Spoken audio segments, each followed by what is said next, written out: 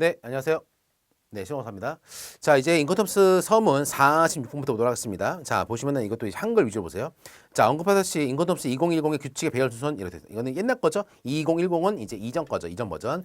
2010의 규칙의 배열 순서는 인컨텀스 2020에서도 대체로 유지되고 있습니다. 일반적으로 유지하고 있다. 그래서 일반적으로 E, F, C, D 이렇게 하고 있습니다. 이렇게. 자, 이렇게 인컨텀스 규칙을 두 개의 묶음으로 분류한 것은 당의 매매에게 사용된 운송수단에 맞는 올바른 규칙을 사용하기 위함이라는 것이 중요하게 강조가 되었다. 이게 바로 그 이유예요. 그래서 뭐다? 이제는 해상 내수로, 그 다음에 뭐다? 복합운송에 쓰는 것들을 잘라가지고 구별을 했다. 지금 한 10번째 나왔습니다. 이런 비슷한 게. 그래서 그게 포인트. 자, 인건텀스 규칙을 사용할 때 가장 자주 발생한 문제 중에 하나는 당의 계약의 종류에 맞지 않는 규칙을 선택되는 것이다. 지금 뭐 항공기로 나가는데 FOB로 사용하고. 근데 지금도 엄청나게 사용해요. 인보스보는 FOB입니다. 근데 왜 비행기로 갑니다. 비행기로 가는 게 뭘로 써야 돼요? 이보다 FCA를 적용해야 되는데. 지금도 이게 바뀌지가 않아요. 그만큼 무역이라는 게 전통이라는 게 있는 겁니다. 그래서 인컨텀스에서 이제 해상 내수로 그다음에 복합운송으로 쪼개가지고 자 지금 제발 좀 그 해상 운송에만 FB 쓰고 항공 운송에서는 FCA를 써라고 했는데도 무역 없으면 말 안 한단 말이야. 말 안 돼, 말 안 돼. 왜 무역하는 사람들이 다 상인이야 상인. 상인들은 말 안 돼. 자기 스타일도 있으니까. 따라서 예컨대 영문 볼 필요 없어요. 여기는 왜냐하면 아까 서문에서 다 했던 것도 반복되는 겁니다. 따라서 예컨대 내륙의 어떤 지점을 지정한 FOB 매매 계약은 예컨대 FOB 에어포트, FOB 웨어러스는 보다 옳지 않다. FOB는 뭐가 나와야 돼요? 여기에는 FOB 부산 포트, 부산 폴트라고 나와 있어야지. 이것도 근데 명확한 게 아니야.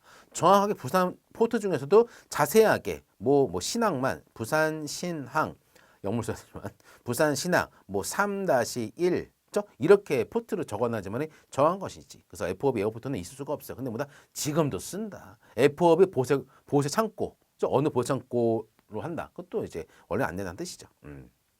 하지만 규칙이기 때문에 어쩔 수가 없습니다. 예컨대 내륙의 어떤 지점을 지정하는 FOB 매매계약은 옳지가 않습니다. 불법이 아니라 불법이 아니죠. 자, 이때 매수인은 어떤 종류의 운송계약을 체결하는가? 그다음에 매도인에 대하여 운송인이 물품에 그에 지정된 내륙의 지점에서 아니면 그러한 지정을 항구에서 수령하도록 하는 운송계약을 체결할 의무가 부담하는가에 대해서 논쟁이 있다는 것이지.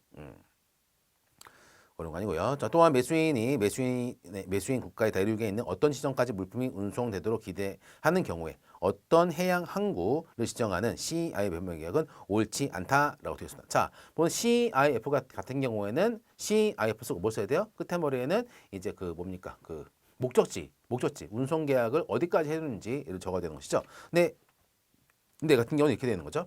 매수인 국가의 수입자가 수입 국가의 내륙에 있는 어떤 지점까지 물품이 운송되도록 기대하는 경우에 어떤 해양 항구를 지정하는 CIF 매매 계약은 옳지가 않습니다. 뭡니까? 그럼 자기네 CIF라고 한 다음에 CIF 원래 이렇게 돼. CIF 자기네 집 주소를 적어놔야겠지. 하지만 CIF는 어디 쓰는 겁니까? 항구간 운송 계약 쓰는 거거든. 항구 바다 항구간.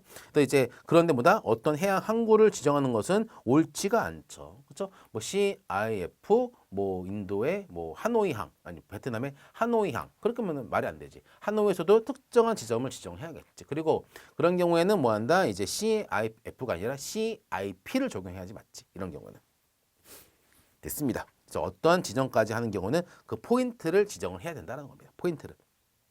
자, 매도인은 당사들이 의도하는 내륙의 출입 목적지까지 아니면 매매 계약에서 지정된 해양 항구까지를 커버하는 운송 계약과 보험을 마련해야 하는가라는 겁니다. 그렇죠?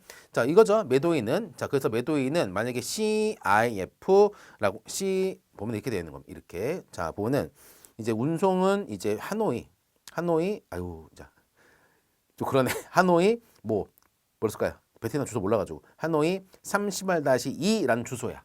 이렇게 해야지만이 이 장소에다가 물품 갖다 주겠죠. 그렇죠? 그런데 이제 이거는 CIF란 말이에요. CIF는 운송 계약이 이제 그 항구간 있는 거니까 항구간. 그래서 뭐다? 그 하노이 항구까지만 이제 해주는 거죠. 운송 계약을. 그런 경우에는 여기까지가 이제 운송 계약인데 뭐다? 여기까지까지 해주는 거예요. 여기까지까지요.